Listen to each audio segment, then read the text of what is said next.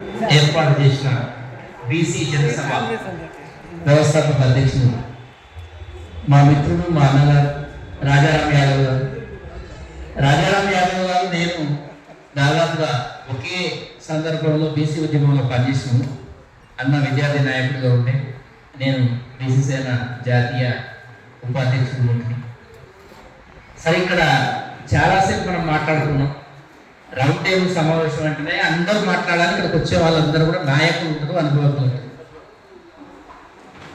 నిన్న మొన్న ఇప్పుడు అది మన స్టేట్లో అధికారంలో ఉన్న పార్టీ ఉదయపూర్ డిక్లరేషన్ పేరుతోటి ఒక మోసం చేసింది. మోసమనే అనాలి. బీజేపీ బీసీలను మోసం చేసింది. మళ్ళీ ఇప్పుడు ఎంపీ ఎలక్షన్లలో కాంగ్రెస్ పార్టీ బీసీలకు అనుకున్న సీట్లు ఇవ్వకపోవడం వల్ల బీసీలకు చేర్చింది. నెక్స్ట్ రాబోయే ఎలక్షన్ స్థానిక సంస్థల్లోనైనా మళ్ళీ మోసం జరగకుండా మనకు మేలుకొల్పు కోసమే ఈ రౌండ్ టేబుల్ సమావేశాన్ని ఏర్పాటు చేయడం జరిగింది. ఏమైతుందంటే తీరా దగ్గరకు వస్తున్నాం, అక్కడికి రాక అదే ఇది జరిగిపోతుంది. ఇప్పుడు ఇలా ఒక పైసా అన్నాడు, మనం 2028 రెడీ ఉండాలి అంటే అప్పటిదాకా ఖాళీ ఉండాలా? ఖాళీ ఉండలేదు కదా. ఇప్పుడు బీసీల పరిస్థితి ఎట్లయిపోయిందంటే ఈ దేశంలో స్పేస్ బీసీ ఉద్యమానికి ఉంది, ఇంకా ఏ ఉద్యమాలు లేవు. ఒక బీసీ ఉద్యమానికే స్పేస్ ఉంది. దాని గురించే మేమంతా మొన్న బీసీల మహాపాదయాత్ర చేసింది. నేను 2011లోనే తెలంగాణ ఉద్యమంలో బీసీల రాజ్యాధికార పాదయాత్ర చేయడం జరిగింది. ఇప్పుడు అధికార పార్టీ ప్రతిపక్ష పార్టీ ఈ రెండింటి ద్వంద్వ వైఖరిని మనం చూస్తున్నాం. బీసీల పట్ల ప్రతిపక్ష పార్టీ వారికి బీసీలు దేవుళ్ళు లాగా, అధికార పార్టీ వారికి బీసీలు బానిసలాగా. బీసీలు అధికార పార్టీ వారికి ఏమో బానిసలాగా కనపడుతున్నారు, ప్రతిపక్ష పార్టీ వారికి ఏమో దేవుళ్ళగా కనపడుతుంది. ఎందుకంటుందంటే ఇట్లా 60 ఏళ్ళు అధికారంలో ఉన్నప్పుడు కాంగ్రెస్ పార్టీకి బీసీలు బానిసలాగా, ఇప్పుడు అధికారం లేనప్పుడు అదే కాంగ్రెస్ పార్టీ రాహుల్ గాంధీ గారికి బీసీలు దేవుళ్ళగా, అధికారం లేని బీజేపీకి బీసీ ప్రధానమంత్రి అభ్యర్థిత్వం పేరుతోటి ఒక నరేంద్ర మోడీని తీసుకొచ్చి పెట్టి అప్పుడు బీసీలే నా దేవుళ్ళు. ఇక నరేంద్ర మోడీ గారికి ఒకటి చెప్పాలి, ఈ ఎలక్షన్ 10 రోజులు ఉందిగా, ఈ 1 వీక్ లా ఒక నాటకం వేస్తాయి.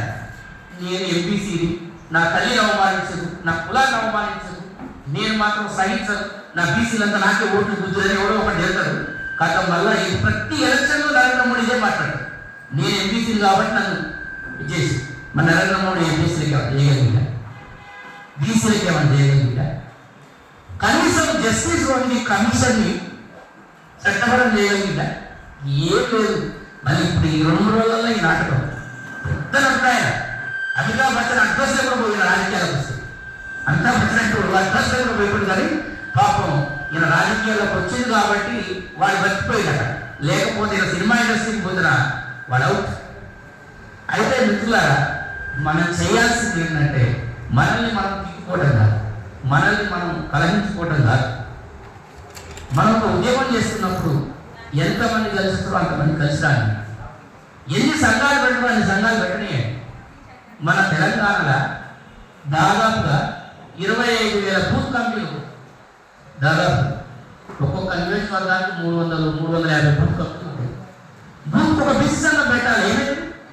ఏం కష్టమవుతుంది మనకు? ఒక్కరి నాయకత్వంలో నడవాలని ఏముంటుంది?